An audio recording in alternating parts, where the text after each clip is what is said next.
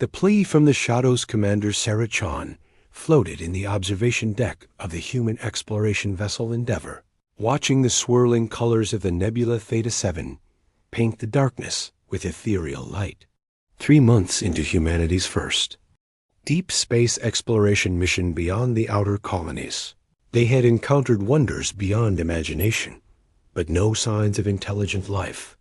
The galaxy felt vast and empty, leaving humanity alone among the stars. "Commander," Lieutenant Marcus Webb's voice crackled through the comm system, urgency cutting through the usual calm of the night shift. "We're picking up something strange on the long-range sensors. You need to see this." Sarah pushed off from the observation window, her magnetic boots clicking against the metal deck as she made her way to the bridge. The Endeavour was humanity's most advanced vessel, equipped with experimental faster-than-light drives and sensors that could detect energy signatures from incredible distances. If Webb sounded worried, it was worth immediate attention. The bridge hummed with activity as Sarah entered. Webb stood at the sensor station, his dark skin glistening with sweat despite the cool air circulation. Beside him, Dr. Elena Vasquez, the ship's xenobiologist, studied readings on a secondary display with intense concentration. "What do we have?" Sarah asked, settling into her command chair. "We started detecting these pulses about 20 minutes ago," Webb explained, his fingers dancing across the holographic interface. "They're coming from deep space, roughly 40 light-years spinward. The pattern is too regular to be natural, but it's unlike any known communication protocol."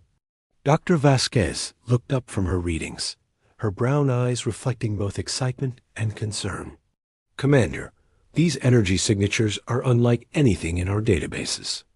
The complexity suggests advanced intelligence, but the power levels are extraordinary. Whatever's sending this signal possesses technology far beyond our current capabilities." Sarah studied the data streaming across the main display. The pulses appeared as waves of pure energy, each one lasting exactly 3.7 seconds, with precise intervals between them. Hidden within the energy patterns were intricate mathematical sequences that seemed to shift and evolve with each transmission. "Could it be some kind of beacon?" Sarah asked. "More than that," Webb replied, adjusting the sensors to focus on the signal's origin. "I think it's trying to communicate with us specifically. The mathematical patterns include prime numbers, but they're arranged in ways that suggest knowledge of human mathematical concepts." The implication sent a chill down Sarah's spine. How could an alien intelligence know about human mathematics unless it had been studying them? "Commander," the voice of Chief Engineer Tom Bradley echoed from the engine room through the comm system. "I'm detecting massive energy fluctuations in the ship's power core. Something's interfacing with our systems." Before Sarah could respond, the main view screen flickered and changed. The star field disappeared, replaced by swirling patterns of light that seemed to pulse with life. The light coalesced into a form that was both beautiful and alien, a being made of pure energy, its form shifting between humanoid and abstract geometric patterns. "Do not fear," the being spoke, its voice resonating through the ship's speakers, with a sound like distant thunder mixed with wind chimes. "I am Zephyrus of the Luminian Collective. We have been waiting for your species to venture far enough into the void to receive our message." Sarah's heart raced, but her training kept. Her voice steady. "I'm Commander Sarah Chun of the human vessel Endeavour. This is first contact between our species and yours. We come in peace." The entity's form shifted, and Sarah could sense something like sadness in its energy patterns. "Peace is a luxury we can no longer afford, Commander Chun. We are the last of our kind, and we are dying. More importantly, if we fall, the galaxy itself may follow." Dr. Vasquez stepped forward, her scientific curiosity overcoming her caution. "What do you mean, the galaxy may follow?" Zephyrus's form brightened, and Suddenly, the view screen showed a vast three-dimensional map of the galaxy. Thousands of points of light pulsed in regular patterns throughout the spiral arms. For over 1,000,000 years, the Luminians have been the guardians of the ancient network. These are stabilizer stations built by the first civilization to achieve transcendence. They maintain the gravitational balance that keeps star systems stable, prevents supernovas from chain reacting, and ensure that the fundamental forces of space remain constant. Sarah stared at the display in awe. You're saying you've been maintaining the entire galaxy? We have been the custodians, yes, but we are not the builders.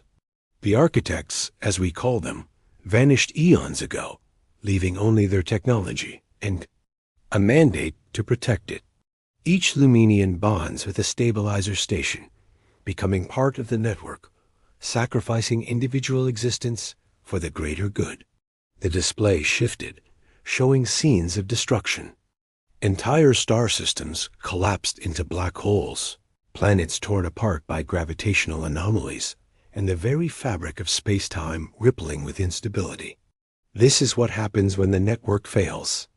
Without the stabilizers, the galaxy would collapse into chaos within a century. Lieutenant Webb's voice was barely a whisper. How many of you are left? Fewer than 1,000, Zephyrus replied, its form dimming. And we are being hunted by the Void Collective. They are a machine intelligence that consumes entire civilizations. To fuel their expansion, they have learned of the ancient network and seek to harvest its power for their own purposes. Sarah felt the weight of the revelation settling on her shoulders. What does this have to do with humanity? Your species possesses something unique, Commander. In our 1,000,000 years of guardianship, we have studied countless civilizations. Most fall into predictable patterns. They seek power, resources, or dominance. But humans ...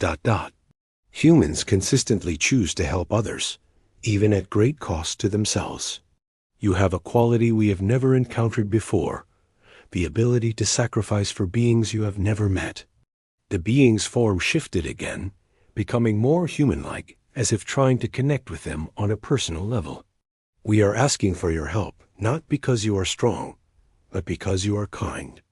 The Void Collective cannot be reasoned with, and they vastly outnumber us. But perhaps, with human ingenuity and compassion, we can find a way to preserve both our species and the galaxy itself. Sarah looked around the bridge at her crew. Webb's jaw was set with determination. Dr. Vasquez was already making notes about the alien technology, and even through the comm system, she could hear the excitement in Chief Bradley's voice as he examined the energy patterns affecting their ship. What exactly are you asking us to do? Sarah asked. Come with us to the Luminian Sanctuary, the last stronghold of our people. Help us prepare for the final battle against the Void Collective. We will share our knowledge, our technology, everything we have learned in 1,000,000 years of guardianship. In return, we ask only that you stand with us when the darkness comes. Before Sarah could respond, alarms began blaring throughout the ship. Webb spun to his console, his face pale. Commander, we're detecting massive energy signatures approaching from multiple vectors. Unknown vessels, but they're big and they're fast. Zephyrus's form flickered with alarm. They have found us. The Void Collective has tracked our communication. Commander, you must decide now. Will you help us, or will you flee while you still can? Sarah's mind raced.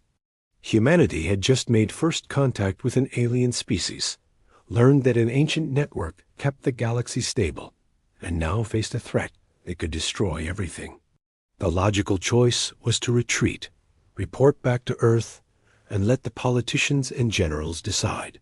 But looking at Zephyrus's desperate form and thinking about the billions of lives hanging in the balance, Sarah realized there was only one choice a human could make.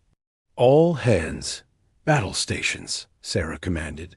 Tom, reroute all available power to shields and weapons. Marcus, scan those incoming vessels and find me their weaknesses. Elena, work with our guests to understand any technology they can share. You will help us?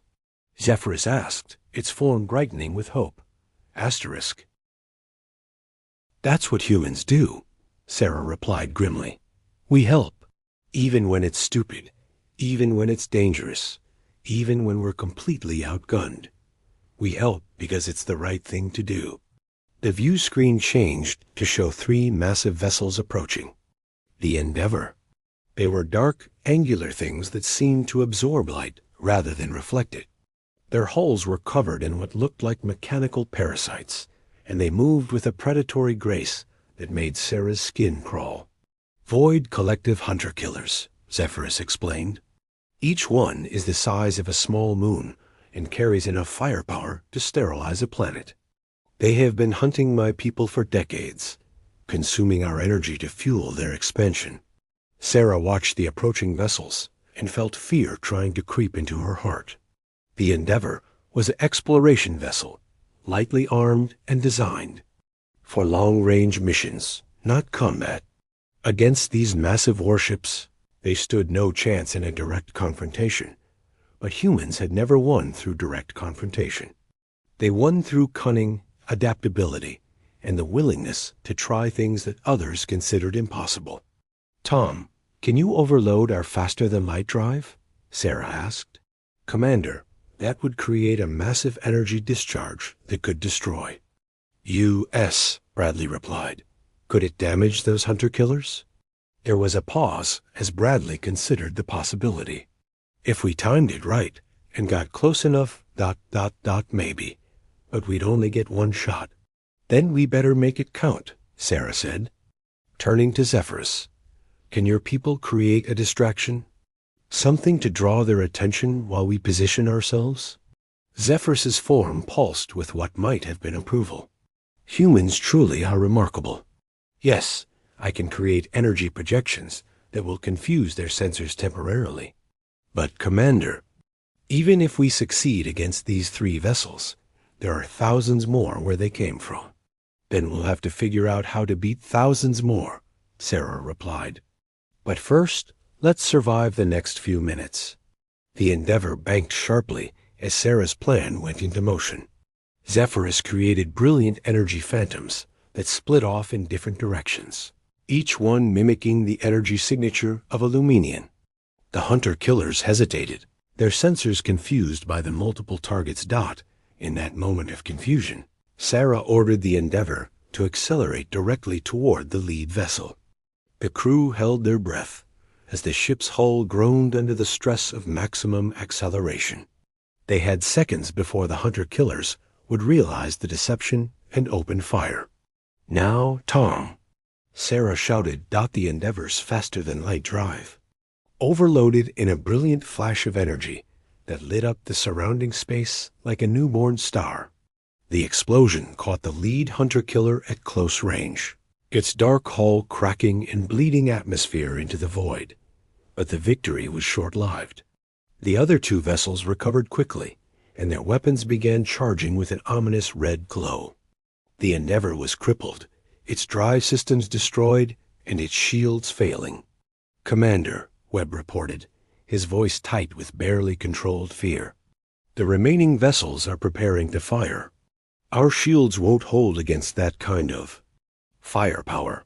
Sarah looked at Zephyrus, who seemed to be communing with something beyond their perception. Can you get us out of here? Not both of us, Zephyrus replied sadly. But I can transport your ship to the Luminian sanctuary while I remain to delay them. It will cost me my existence, but perhaps it will give you time to prepare. There has to be another way, Sarah protested, but even as she spoke, she could see the inevitability in the aliens' energy patterns. This is what Guardians do, Commander Chun. We sacrifice for the greater good. But you must survive to help my people prepare for what is coming. The final battle approaches, and humanity may be our only hope. The view screen filled with blinding light as Zephyrus expanded his energy form, creating a barrier between the Endeavor and the hunter-killers. In that moment of sacrifice, Sarah felt the ship being pulled through space in a way that defied physics, leaving the battle. Behind and racing toward an uncertain future. As the light faded, Sarah found herself staring at a sight that would haunt her dreams forever. In the distance, a massive structure floated in the void, the Luminian Sanctuary, their last hope against the darkness that was coming to consume the galaxy. Asterisk, the light in human hearts. The Luminian Sanctuary defied every law of physics that Sarah Chun thought she understood. The massive structure stretched across hundreds of kilometers, its crystalline surfaces pulsing with soft, rhythmic light that seemed to breathe with life itself. Energy beings floated between towering spires that twisted impossible geometries, their forms flickering between states of matter as they tended to glowing conduits that connected to the very fabric of spacetime. The Endeavor limped toward the Sanctuary's docking bay, its hull scarred and systems barely functional after the encounter with the Void Collective. But as they approached, Sarah felt something she had never experienced before, a sense of peace that seemed to emanate from the structure itself, as if the sanctuary existed in harmony with the universe around it. "Commander," Dr. Vasquez called from her station, her voice filled with wonder. "The energy readings from this place are incredible. It's like they've found a way to tap directly into the fundamental forces of reality." A new voice filled the bridge, different from Zephyrus, but carrying the same ethereal quality. "Welcome, humans of the Endeavor. I am Aurelia, keeper of the sanctuary. Zephyrus's sacrifice has given us time, but not much. The Void Collective will find us within days." Sarah stood, her legs unsteady after the stress of the battle. "How many of you are left?" "Here in the sanctuary, perhaps 800. Scattered across the galaxy, guarding the remaining stabilizer stations, another few hundred. We are the last of a species that once numbered in the millions." As the Endeavor settled into the docking bay, Sarah could see Luminians gathering to observe. The newcomers, their energy forms flickered with curiosity and what might have been hope. It struck her that these beings had been alone for so long, watching over a galaxy that had forgotten their existence. "What exactly are we up against?" Sarah asked as her crew prepared to disembark. Aurelia's form shifted, and the air around them filled with holographic displays showing the approaching threat. The Void Collective is not merely a machine intelligence. It is a self-replicating swarm that consumes entire star systems, breaking down matter and energy to fuel its expansion. They have consumed thousands of civilizations, each one making them stronger. The displays showed scenes of devastation that made Sarah's blood run cold. Entire worlds stripped to their core, their populations converted into mechanical drones, their resources fed into massive factory ships that produced more Void Collective units. "They learned of the ancient network 3 centuries ago," Aurelia continued. "Since then, they have been systematically hunting down the stabilizer stations and the Luminians who guard them. They want to harvest the network's power to fuel the expansion that would eventually consume the entire galaxy." Lieutenant Webb stepped forward, his tactical mind already working. "What are their weaknesses?" "There has to be something we can exploit. They are vulnerable to quantum disruption, but the energy requirements are enormous. A single Luminian can destroy a small Void Collective unit by sacrificing themselves, but their larger ships require multiple sacrifices to bring down." Sarah felt the weight of the situation settling on her shoulders. "So you're trading lives, 1 for 1 at best. And they vastly outnumber you." "Exactly, which is why we need human ingenuity." Aurelia's form brightened. "Zephyrus told us of your species' unique ability to find solutions where others see only problems. We have technology beyond your current understanding, but we lack the creative thinking that comes naturally to humans." Over the next several hours, Sarah and her crew were given a tour of the sanctuary that challenged everything they thought they knew about technology and physics. The Luminians had merged technology with consciousness itself, creating systems that responded to thought and emotion rather than mechanical input. Dr. Vasquez was particularly fascinated by the quantum resonance chambers where Luminians interfaced with the ancient network. It's like they've learned to exist in multiple dimensions simultaneously, she explained to Sarah. Each Luminian bonded to a stabilizer station can monitor and adjust gravitational fields across dozens of star systems. Chief Engineer Bradley was equally amazed by the power systems. Commander, they're not just using fusion or antimatter. They're tapping into the zero-point energy of space itself. The power potential is limitless. But it was Lieutenant Webb who made the crucial discovery. While studying the Void Collective's attack patterns, he noticed something the Luminians had missed. They're not just randomly attacking, he told Sarah as they gathered in the sanctuary's war room. Look at the pattern of destroyed stations. They're working their way toward the galactic core, where the master control node is located. Aurelia materialized beside them, her form flickering with alarm. The master node controls all stabilizer stations simultaneously. If they capture it, they could destabilize the entire galaxy at once, Sarah finished. How long do we have? Based on their current progress, perhaps 2 months before they reach the core systems. Sarah studied the galactic map, her mind racing. What if we don't try to stop them? What if we let them come to us? Commander? Webb looked puzzled. Think about it. They want the master node because it controls everything. But what if we could turn that against them? Use the network itself as a weapon? Aurelia's form pulsed with interest. The ancient network was never designed as a weapon. The quantum resonance patterns are attuned to creation and stability, not destruction. But you said the network can be controlled through consciousness, Dr. Vasquez interjected. What if we could modify the resonance patterns? Change them from stabilization to disruption? The energy requirements would be enormous, Aurelia protested, and the risk.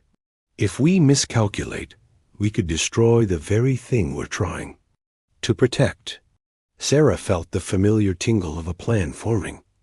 What if we don't need to power it with Luminian energy? What if we could find another way? Over the following days, as the Void Collective drew closer to the sanctuary, Sarah and her crew worked alongside the Luminians to develop a plan that was either brilliant or completely insane. They would allow the Void Collective to capture the master node, but not before modifying it to accept human neural patterns in addition to Luminian consciousness. The plan required unprecedented cooperation between the two species. Luminians would have to partially merge their consciousness with humans, creating hybrid beings capable of interfacing with both human technology and the ancient network. It was dangerous, potentially fatal, and completely untested. I'll do it, Sarah announced when they presented the plan to the assembled Luminians. Commander, no, Webb protested. Let me take the risk. Or me, Dr. Vasquez added. I understand the quantum mechanics better than anyone. Sarah looked at her crew, seeing the determination in their eyes. We'll all do it. The network has thousands of nodes. We'll need multiple human Luminian pairs to coordinate the attack. Aurelia's form flickered with something that might have been tears. You would risk your lives for beings you barely know? That's what humans do, Sarah replied simply. We help, even when it's dangerous, even when the odds are against us. We help because it's the right thing to do. The day of the final battle arrived with the appearance of a massive Void Collective fleet at the edge of the sanctuary's detection range. Thousands of ships, each one a harvester of worlds, approached in perfect formation. At their center was the Nexus, a structure the size of a small moon that served as the Collective's command center. Sarah stood in the quantum resonance chamber, feeling the strange sensation of Aurelia's consciousness merging with her own. The experience was indescribable, like suddenly being able to see colors that had no names and hear music played on. Instruments that existed in dimensions beyond normal perception. Around the sanctuary, her crew members were undergoing similar transformations. Webb merged with a Luminian warrior named Valor. Dr. Vasquez bonded with a being called Wisdom, and Chief Bradley joined consciousness with an ancient Luminian named Forge. Are you ready? Aurelia asked, her voice now coming from inside Sarah's mind. As ready as we'll ever be, Sarah replied, feeling the weight of the galaxy's fate resting on their shoulders. The Void Collective attacked with overwhelming force, their weapons tearing through the sanctuary's defenses like paper. But the Luminians did not fight back. Instead, they allowed themselves to be captured, their consciousness transferred to the ancient network's master node as the Void Collective claimed their prize. What the machines didn't realize was that the network had been fundamentally altered.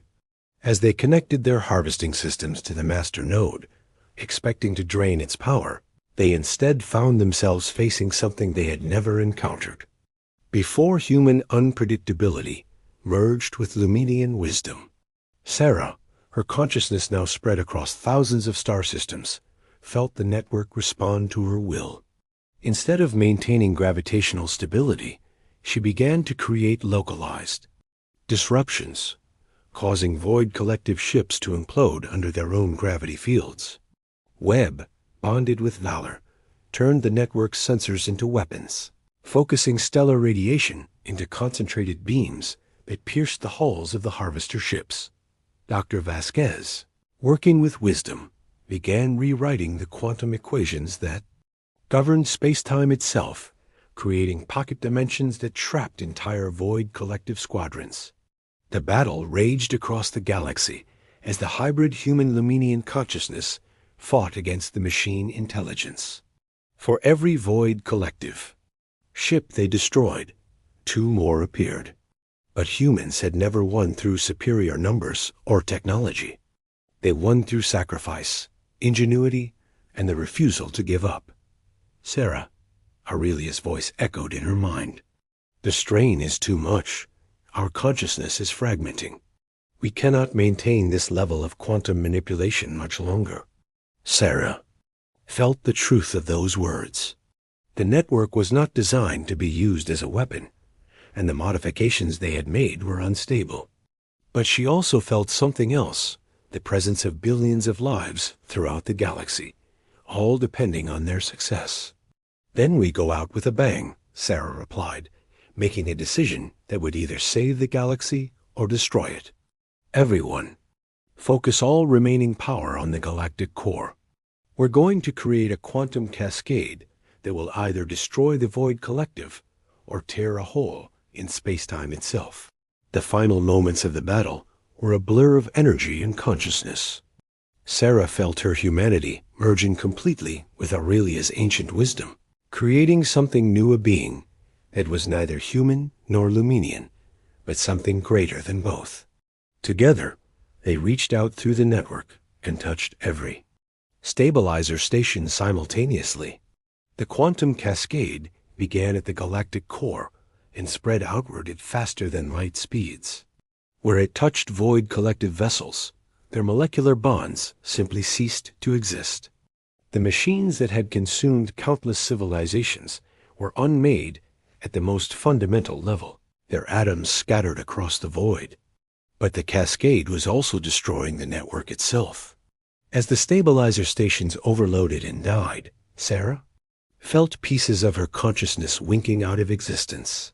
The galaxy was being saved, but at the cost of the very system that had kept it stable for millions of years. "It's done," she whispered to Aurelia as the last of the Void Collective. Ships dissolved into nothingness. "We did it." "Yes," Aurelia replied, her mental voice growing faint. "But the network is failing. Without the stabilizer stations, the galaxy will eventually collapse into chaos." Sarah smiled, even as she felt her consciousness fragmenting. "Then we'll have to build a new one. Humans are good at building things." The sanctuary's quantum resonance chamber fell silent, as the last echoes of the battle faded. Sarah Chun's body lay motionless, her consciousness scattered across the galaxy, but her sacrifice had saved billions of lives. In the days that followed, the surviving Luminians worked with the crew of the Endeavor to establish a new kind of network. Instead of relying on ancient technology, they would build a system that combined human ingenuity with Luminian wisdom. It would take generations to complete, but it would be a collaboration between species rather than the burden of a single race. Lieutenant Webb, forever changed by his bonding with Valor, became the first human guardian of the network. Dr. Vasquez, her consciousness permanently expanded by her merger with wisdom, began developing new technologies that would bridge the gap between human and Luminian capabilities. And throughout the galaxy, in the spaces between stars where the ancient network had once maintained perfect order, new civilizations began to emerge. Species that had been consumed by the Void Collective were freed to rebuild, and for the first time in millions of years, the galaxy was truly alive with possibility. The story of humanity's first contact with alien life had become a legend of sacrifice and cooperation. But more than that, it had become proof of something the universe had never seen before. That sometimes the greatest strength comes not from power or technology, but from the simple willingness to help others, even when the cost is everything. In the end, the galaxy had not been saved by the oldest or wisest or strongest species. It had been saved by the newest arrivals, who brought with them the most dangerous and wonderful quality in the universe, hope.